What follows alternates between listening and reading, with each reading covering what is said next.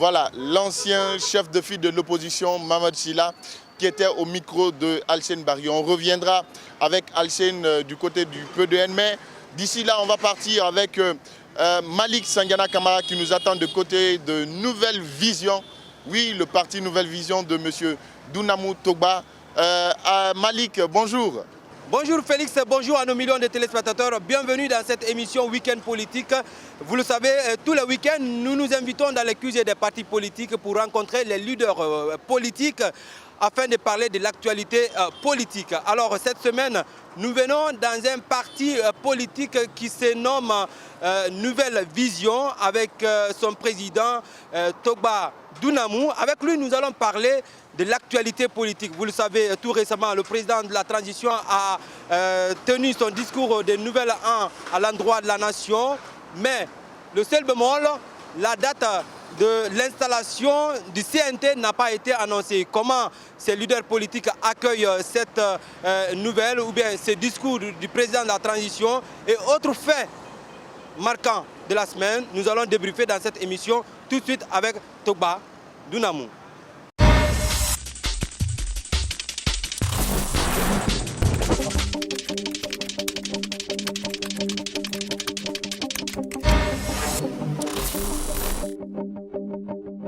Voilà, mesdames et messieurs, comme annoncé, nous sommes à présent avec le président du parti Nouvelle Vision, un parti dirigé par Togba Dounamou, bien évidemment, qui est le président de ce parti politique. Avec lui, nous allons parler de la vision de cette nouvelle formation politique, bien évidemment, et aussi de la transition dirigée par Mamadi Doumbouya. Bonjour, monsieur le président. Bonjour. Alors, votre parti qui est le parti Nouvelle Vision pour la Guinée, bien évidemment, puisque c'est un parti guinéen, qui me semble peu connu. Dites-nous quand est-ce que ce parti a été créé et quelle est sa vision, puisque ça concerne, n'est-ce pas, le développement de la Guinée. Bien, notre parti existe depuis 2010, depuis novembre 2010.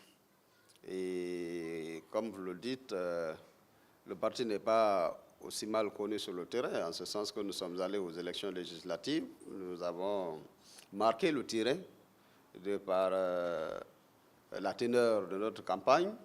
Donc aujourd'hui, nous ne pouvons pas dire que nous sommes mal connus sur le terrain. Alors, en termes de vision, nous sommes venus sur le terrain politique pour apporter ce qui n'existe pas, c'est-à-dire la fermeté que devraient avoir les hommes politiques en Guinée, la vision de pouvoir donner le vrai sourire sans que cela ne soit mélangé à l'intérêt personnel. Nous voulons donner le vrai sourire aux Guinéens et leur permettre enfin de vivre réellement des ressources de ce pays. Parce que, comme vous le savez, les ressources de ce pays depuis l'indépendance sont partagées entre quelques éléments composés qui se retrouvent au sein d'un clan et qui se partagent les ressources de ce pays au détriment de toute la population. Alors, vous avez les mêmes discours que les vieux partis qui existent déjà, donc je ne vois pas de nouveauté dans tout ce que vous dites. Dites-nous concrètement, comment est-ce que vous allez procéder à donner du sourire aux Guinéens, comme vous le dites, ou bien à changer la donne, à donner un nouvel élan à la Guinée? Bien, il suffit que la population guinéenne nous fasse confiance, qu'on nous mette aux affaires. Et nous avons un programme de société qui met en avant l'être humain et ses besoins primaires.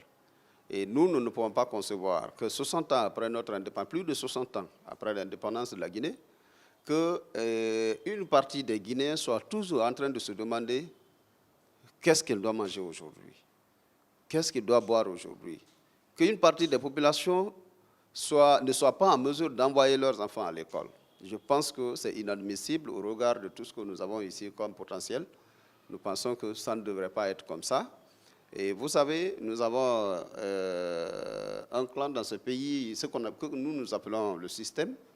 Nous avons un système dans ce pays qui continue à détruire tout sur son passage, qui ne se préoccupe pas de ce que devrait être l'avenir de ce pays. Et donc, nous voulons que ce système-là soit écarté de la gestion publique afin que nous ayons maintenant de nouvelles ambitions en termes de gestion de la chose publique. Et ces ambitions porteront sur comment faire pour que chaque Guinéen puisse être heureux dans son pays. La Guinée est un grand pays.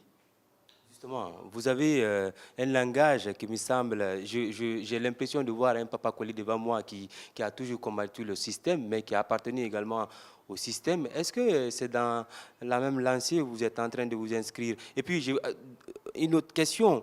Nous avons aujourd'hui plus de 180 partis politiques. Est-ce qu'il était nécessaire de créer encore un autre parti qui est le parti Nouvelle Vision pour venir se rajouter aux autres partis déjà existants et continuer à œuvrer sur le terrain de la même manière?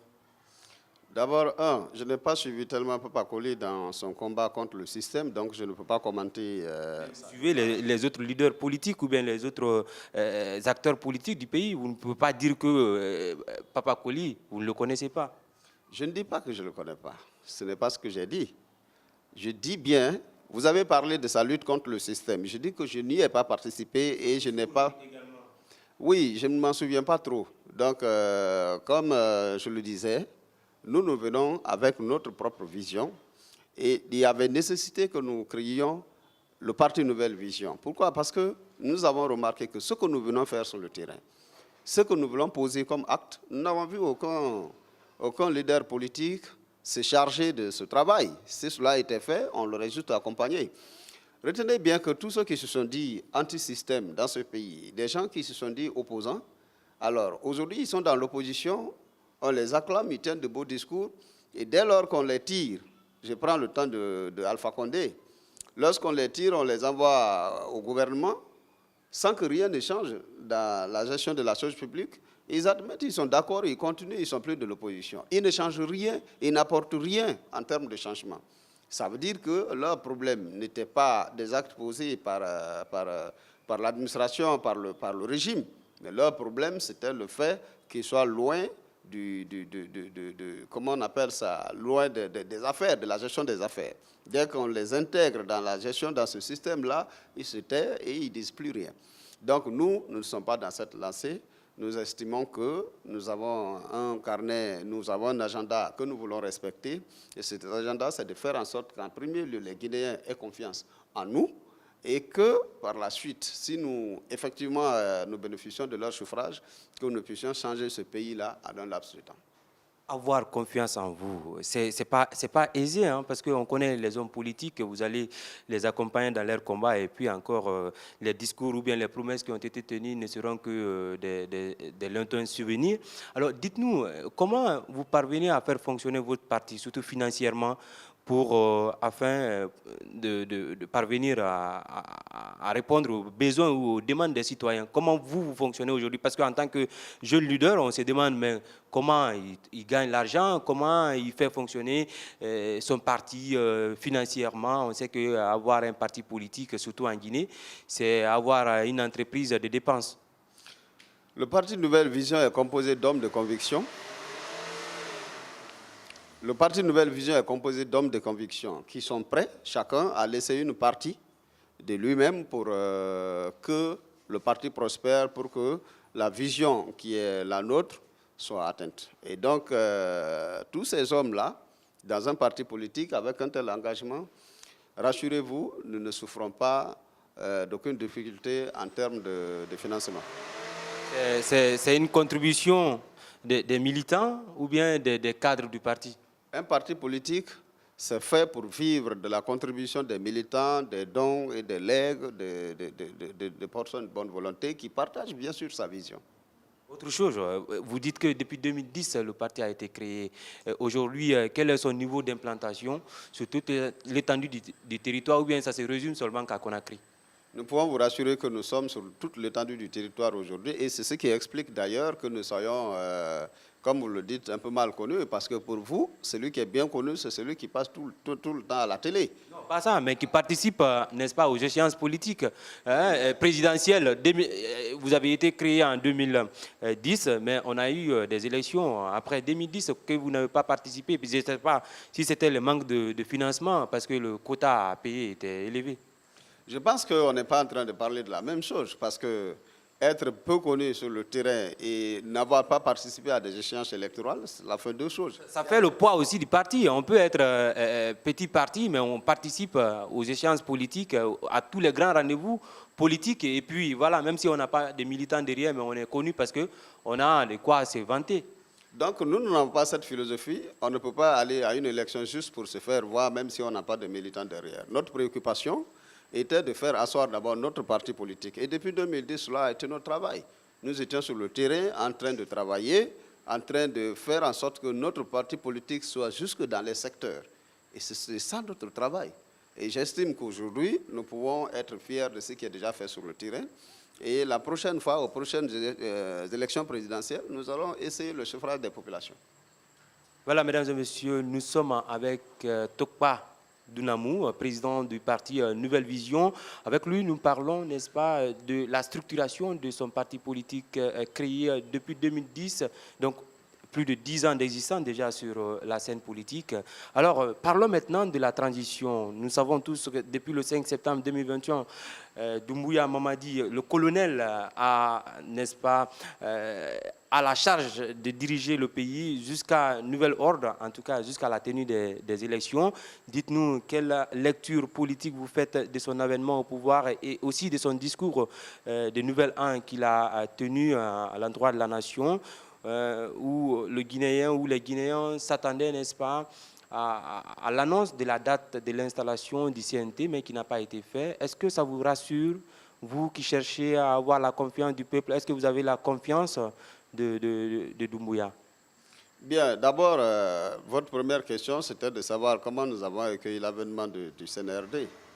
Je pense que, comme tout Guinéen, nous l'avons accueilli avec beaucoup de soulagement. Tout bon Guinéen, comme je le dis, nous l'avons accueilli avec beaucoup de soulagement, en ce sens que chaque Guinéen aujourd'hui, notre démocratie était dans l'impasse, parce qu'on ne savait pas quand est-ce que nous allions aller aux élections, quand est-ce l'alternance serait prononcée dans ce pays.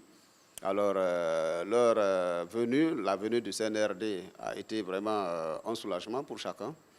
Et au-delà de ça, nous pensons que jusque-là, tout ce qui est fait, tout ce qui est posé comme acte, c'est appréciable, c'est bon. Et nous nous sommes donnés pour mission aussi de les accompagner, de donner nos idées. Et c'est en ce sens que nous avons plusieurs fois envoyé des mémorandums. Nous avons fait des suggestions par rapport à certaines actions, à certaines mesures prises par le CNRD. Même si nous ne sommes pas dans le gouvernement, cela n'est pas une priorité pour nous, mais nous essayons de faire en sorte que notre point de vue soit su et qu'ensemble, nous puissions construire une Guinée meilleure. Parce que nous estimons que cette transition devrait être la transition de la dernière chance. On doit faire en sorte qu'après cette transition, qu'on ne soit pas amené à tomber dans une autre transition. Par rapport au discours de Nouvel An, je pense que c'était un discours complet, c'était bon. Et nous avons eu quelques réserves quant au chronogramme qu'il a eu à prononcer par rapport à l'organisation des élections. D'abord les élections communales, le référendum, les élections locales, ensuite les élections législatives, puis les élections présidentielles. Je pense que ça fera l'objet de discussions. Ça fera l'objet d'une discussion au niveau du CNT quand l'organe sera en place, parce que nous estimons de notre côté qu'effectivement, on peut coupler les élections législatives et les élections communales et locales.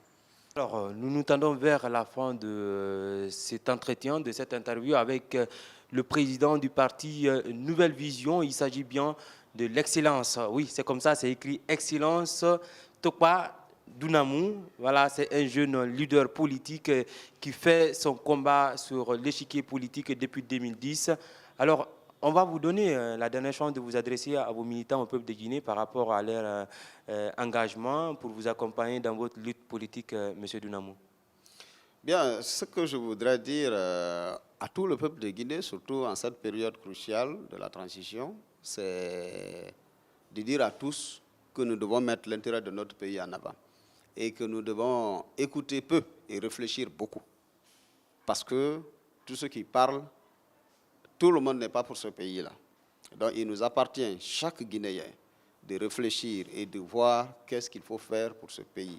Nous avons une occasion, une grande occasion de pouvoir enfin mettre notre pays sur les rails. Ça doit être le devoir de tous les ouvriers, les journalistes, les économistes, tout le monde, chaque corps de métier devrait s'y mettre pour que chacun, jouant son rôle, puisse aider ce pays-là à avoir une transition paisible, une transition réussie, et que nous puissions enfin avoir un pays avec des institutions très fortes, des institutions qu'on ne pourrait pas modifier.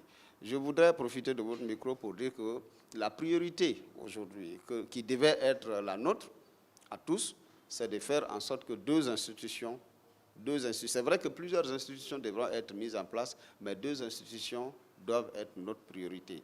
D'abord, l'organe de gestion des élections. Je ne sais pas ce que ça va devenir après, peut-être c'est toujours la CENI, mais tout organe, l'organe qui sera en charge de gérer les élections dans ce pays devrait être un organe complètement indépendant. Et c'est en cela d'ailleurs que l'organisation des élections par le ministère fera l'objet peut-être de quelques discussions après la mise en place du CNT. Il faut que ce soit indépendant. Et de l'autre côté, la Cour constitutionnelle. Les deux, c'est-à-dire l'organe qui organise les élections et cet autre organe qui valide et qui apprécie les résultats des élections. Si nous avons ces deux organes-là en place et que ces deux organes soient complètement indépendants, on peut faire en sorte que ça ne soit même pas les responsables de ces organes-là soient nommés par décret, comme c'était le cas dans le passé, mais que ce soit par exemple une élection à l'Assemblée ou quelque chose comme ça. De toutes les façons, on peut réfléchir et mieux proposer afin que nous puissions avoir deux organes, ces deux organes-là soient vraiment solides. Parce que si les deux organes sont solides, je vous le dis, tout président qui viendra dans ce pays-là ne se permettra pas de faire ce que Alpha Condé a fait. Mais tant que ces deux organes fonctionneront mal, le prochain président qui viendra cherchera à manipuler ces élections. Vous savez, les cadres sont les mêmes que nous avons connus. Ce sont les mêmes cadres. Ils sont prêts à faire l'éloge du président, même quand il est en train d'entrer complètement en brousse. Donc, il faut faire en sorte que ces deux organes, ces deux institutions soient en place et complètement indépendantes afin que nous puissions enfin connaître la vérité dans ce pays. Merci, Monsieur le Président. C'est moi qui vous remercie. Voilà, l'émission continue avec Félix Milimono. Voilà, c'était donc M. Dunamou Togba au micro de Malik Sandiana. On va donc continuer, terminer cette balade politique cette fois-ci avec le PDN, ce grand parti qui est un peu muet. On va donner donc la parole à son chargé de communication, M. Mohamed Sissé, qui va nous parler de l'actualité du côté de ce parti politique. Retrouvons donc Alcine Barry. Oui, Félix, nous sommes au siège du PDN où l'heure est à la mobilisation des militants pour la réception de leur président qui devrait atterrir à Conakry à partir du mardi. Nous allons rencontrer le chargé de communication pour connaître vraiment les dessous de cette réception. Je vous le disais, nous sommes avec le chargé de communication du parti, Mohamed Sissé. Bonjour. Oui, bonjour. Vous allez bien? Oui, Dieu merci. D'accord. Après, depuis plusieurs années, on ne voit pas, parfois même on n'entend pas le président du parti du PDN. Et on apprend maintenant qu'il est attendu à Conakry le mardi. Parlez-nous des préparatifs. Oui, les préparatifs évoluent très bien. Et il faut noter qu'il était à l'extérieur suite à nos recommandations. C'est le bureau exécutif qui lui a dit de partir. Et la raison, ça nous est propre. Et au-delà, nous avons décidé à la réunion passée, nous avons décidé de la date de retour, notamment le mardi à partir de 14h. Donc il y aura la mobilisation déjà au siège ici. Nous irons à l'aéroport l'accueillir et il viendra communier avec les militants du parti. Donc les préparatifs évoluent très bien. Donc la salle est déjà prête, ça fait plusieurs mois. Et la résidence aussi, comme ça faisait quelques années, n'était pas là. Les travaux ont été pratiquement bouclés aussi, ça fait quelques mois. Donc il n'attendait que la décision du bureau exécutif qui est tombée le jeudi passé. Voilà, c'est sur cette question que nous allons mettre fin à cette interview avec le chargé de communication du PDN. Nous allons retrouver Félix pour la suite de l'émission. Voilà, c'est la fin donc de cette émission. Il ne me reste qu'à dire merci à Luba, Alex Silla qui était au cadrage, à Vieux qui nous a conduits et puis à Mamoudou Kondé, le colosse qui réalise cette émission. Prenez donc soin de vous. La Guinée nous appartient et on a donc intérêt à prendre soin de ce pays. On se dit à la prochaine quand il est 20h50 sur Espace TV. Au revoir.